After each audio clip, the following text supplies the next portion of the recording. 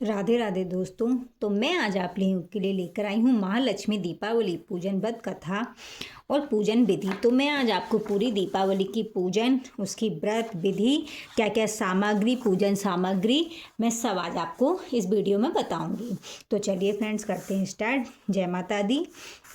देखिए, पूजन सामग्री में आपको क्या क्या लेना है। गज, हाथी, सिंदूर, हल्दी, कलश, चावल, धूप, श्रीफल, दीप, पंचामृत सामान, दूध, दही, घृत, शहद, शक्कर, कलावा, सूत्र, 16 गांठ का सूत्र जो लेना है, 16 गांठ का, यज्ञोपवीत, केले के खंभे, कपूर, पान, वंदनवार, चौकी, पंचपल्लव, वस्त्राभूषण, पुष्पमाला, ऋतुफल, नैवेद्य, लक्ष्मी जी की प्रतिमा, पुंगी फल, गुलाल, तुलसी दल, केसर, चंदन, अबीर, चूड़ियाँ, मेवा, मिठाई आदि, कमल गट्टा और सुहाग सामग्री। ओके फ्रेंड, तो चलिए महालक्ष्मी व्रत कथा अभी मैं आगे आपको बताती जाऊंगी पूरी। अरुण कमल संस्था तग्जः पुजवर्णः अर कमल धृतिष्ठा बिथि यगुम्बा भुजा चा। तो चलिए मैं शुद्ध हिंदी में बताती हूँ आपको आगे।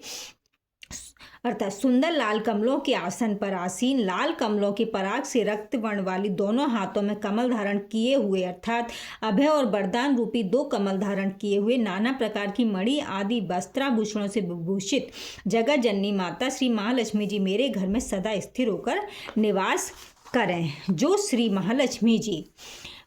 महालक्ष्मी जी विशाल एवं अति सुंदर कटी कमर वाली हैं, कमलों के समान विशाल नेत्रों वाली, कमल नयनी, नदी के आवर्त के समान गंभीर नाभि वाली, स्तनों के भार से नमित, अर्थात अपने भक्त पुत्रों को स्तन पान कराने में निपुण, श्वेत वस्त्र का उपरना धारण करने वाली, हीरे मोती आदि रत्नों से जटित गज कुंभों से स्नान कराई गई ऐसी भगवती श्री महालक्ष्मी कमलासनी, कमल धारिणी, सब प्रकार से मंगल कार्य करने वाली मेरे घर में सदैव निवास करें।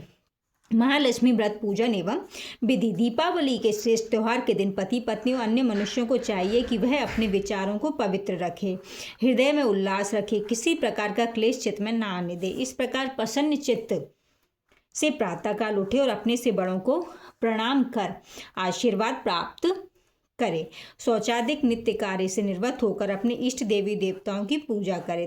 तदुपरांत अन्न जल ग्रहण करे।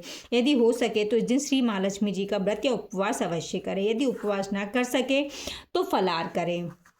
अपने मकान को चारों तरफ से झाड़ फुहार कर अच्छी तरह सजा दें। बंदरवार बांधें। सुंदर सुंदर रंग बिरंगे वस्त्रों से जहाँ भी लक्ष्मी का पूजन करें मंडप बनावें। मंडप के बीचों बीच सुंदर बेदी बनाएं। बेदी पर अक्षत, कुमकुम आदि से अष्टदल कमल बनावें। उसके ऊपर श्री लक्ष्मी जी की प्रतिमा स्वर्ण की या चांदी की सुंदर सुंदर वस्त्रों सुसज्जित कर स्थापित करें। यदि स्वर्ण या चांदी की प्रतिमा ना हो तो मिट्टी की ही स्थापित कर दें। उनके समीप एक सुंदर हाथी और खड़ा कर दें। तत्पश्चात मकान के चारों ओर रात्रि के समय सर्वप्रथम श्री लक्ष्मी जी का दीप मालाओं से आवाहन करें। छत पर, मुंडेलियों के ऊपर, छज्जों अथवा झरोकों पर, देरी पर, गली में, मंदिर में, चौराहे पर, कुएं आदि, तालाब आदि पर दीपदान करें। और पुनः जहाँ श्री लक्ष्मी जी विराजमान की हैं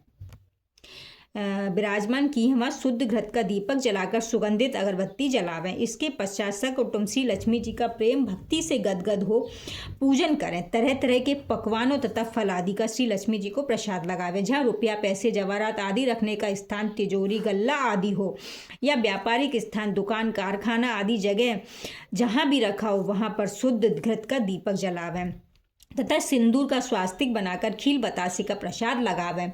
इसके पश्चात सकुटुंब खड़े होकर श्री लक्ष्मी जी की कपूर से आरती करें। घंटा, घड़ियाल, मंजीरे से घनघोर शब्दों के बीच स्तुति गान करें। श्रद्धानुसार उपस्थित जनों में भी श्री महालक्ष्मी जी का प्रसाद मिष्ठान बांटें। प्रत्येक व्यवसायी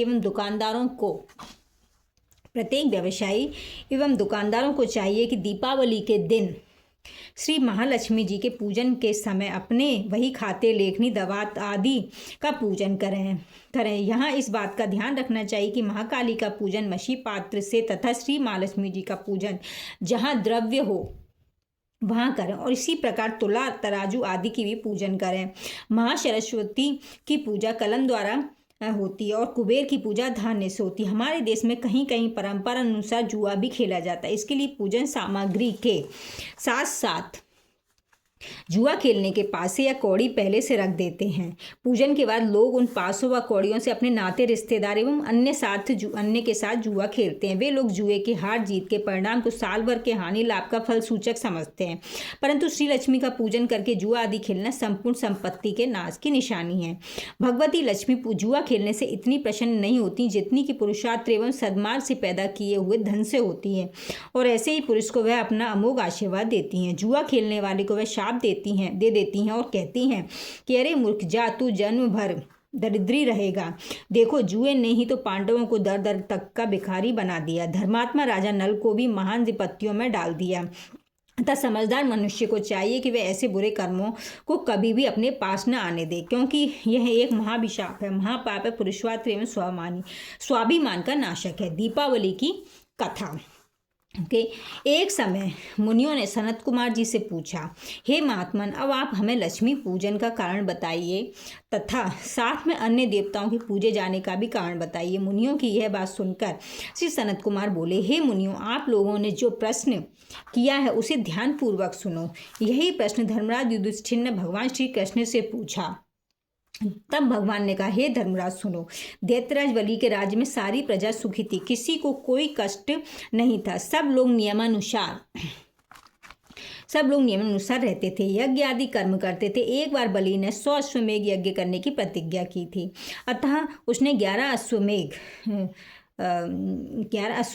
कर लिए। जब 99 अश्वमेघ कर लिए। जब 100वां यज्ञ करने की उसने तैयारी की तो इंद्र बड़ा भयभीत हुआ और सोचने लगा, इसने 100वां यज्ञ कर लिया तो यह कहीं मेरा सिंहासन ना छीन ले। अतः भय से कांपता हुआ ब्रह्मा, रुद्र आदि देवताओं के साथ क्षीर साई भगवान विष्णु के पास पहुंचा। वहां सब देवता अनेक पुरुष भक्त आदि मंत्रों से भगवान की स्तुति करने लगे। तब भगवान प्रकट होकर बोले, हे इंद्रादिक देवताओं, आप लोग इतने दुखी क्यों हैं? तब देवराज ने बलि के यज्ञ का सारा हाल कह सुनाया। यह सुन भगवान बोले, हे इंद्र, तुम सब देवता अपने अपने घर को जाओ, मैं तुम्हारे भय को खत्म कर दूंगा। तब भगवान पुनः वामन का अवतार धारण कर राजा बलि के पास गए। वहां वह अंतिम यज्ञ कर रहा था। बलि से सत्कार किए जाने पर भगवान ने 3 पग पृथ्वी का दान मांगा। बलि ने दान संकल्प कर दिया। भगवान ने एक पग में सारी पृथ्वी, दूसरे में अंतरिक्ष नाप लिया और तीसरा उसके सिर पर रखा। फिर भगवान ने बलि से वर मांगने को कहा। बलि ने कहा, हे भगवान, कार्तिक के कृष्ण पक्ष कार्तिक वदी को त्रयोदशी चतुर्दशी अमावस्या के दिन पृथ्वी पर मेरा राज्य रहे। संपूर्ण प्रजा खूब दीपदान आदि कर श्री लक्ष्मी जी का आवाहन पूजन करे और लक्ष्मी जी उनके घर सदैव विराजमान रहे, और जो श्रद्धा अनुसार पूजन ना करे उन पर लक्ष्मी जी कोपित हो, दरिद्री होने का शाप दे दें। इस प्रकार भगवान ने सब देवताओं को भय से मुक्त कर अभयदान दिया। इसी कारण श्री लक्ष्मी जी के साथ साथ देवताओं की भी पूजा की जाती है। भगवान बोले, हे राजन, मैं तुमको एक कथा और सुनाता हूँ, ध्यानपूर्वक सुनो। मणिपुर नाम के एक नगर में एक राजा राज्य करता था। उसकी स्त्री बहुत ही सुंदर, सुशील, सर्वगुण संपन्न पतिव्रता थी। एक दिन वह अपनी प्यारी सखियों के साथ महल की छत पर बैठी हुई हाथ से विलास कर रही थी। उसने मणिमाणिक के आदि से जड़ा हुआ नौलक का हार उतार कर समीप ही मुंडेर पर रख दिया। शीघ्र एक चील उस हार को अपनी चोंच में दबाकर उड़ गई। रानी यह देखकर बहुत ही उदास हुई और सारा हाल राजा से कह सुनाया। राजा चील पर बड़ी कुपित हुआ, पर करता क्या? रानी को समझाते हुए बोला, प्रिय, मैं तुम्हारा हार जहाँ पर भी चील डालेगी वहां से मंगवा दूंगा, चिंता न कर। यह कहकर राजा सभा में गया और मुनादी ड्योढ़ी वालों को बुलाकर कहा, तुम लोग मेरे राज्य में ड्योढ़ी फेर कर कहो कि जो कोई रानी का नौलक का हार लाकर देगा, राजा उसको मुँह मांगा इनाम देगा। यह सुनकर बुढ़िया राजा के पास पहुंची और वह हार दे दिया। राजा बड़ा प्रसन्न हुआ और इनाम मांगने को कहा। बुढ़िया ने कहा, राजन, आज से 8वें रोज दीप माता है, महालक्ष्मी जी का पूजन है, अतः राज्य में कोई भी आदमी दीपावली न मनावे, सिर्फ मैं दिवाली मनाऊंगी और लक्ष्मी जी का पूजन करूंगी, इसलिए तेल, बाती, दीपक आदि सब सामग्री आप मेरे यहाँ भिजवा दें। यह सुन राजा आश्चर्यचकित हो बोला, ऐसा करने से तुझे क्या लाभ होगा? बुढ़िया बोली, आज के दिन व्रत एवं लक्ष्मी पूजन से तथा दीपदान करने से लक्ष्मी प्रसन्न होती है और उसके घर सदैव निवास करती है। राजा ने कहा, यह मैं भी करूँगा। बुढ़िया बोली, पहले मैं करूँगी और बाद में तुम करना। ऐसा करने पर राजा और बुढ़िया के घर अतुल संपत्ति, धन दौलत, हाथी घोड़े आदि हो गए। अतः हे धर्मराज, यह दीपावली का व्रत पूजन तुम भी करो, जिससे खोई हुई राज्य श्री तथा पुत्र पौत्र आदि तुमको पुनः पुनः प्राप्त हो। तो यह पहली कथा समाप्त हुई।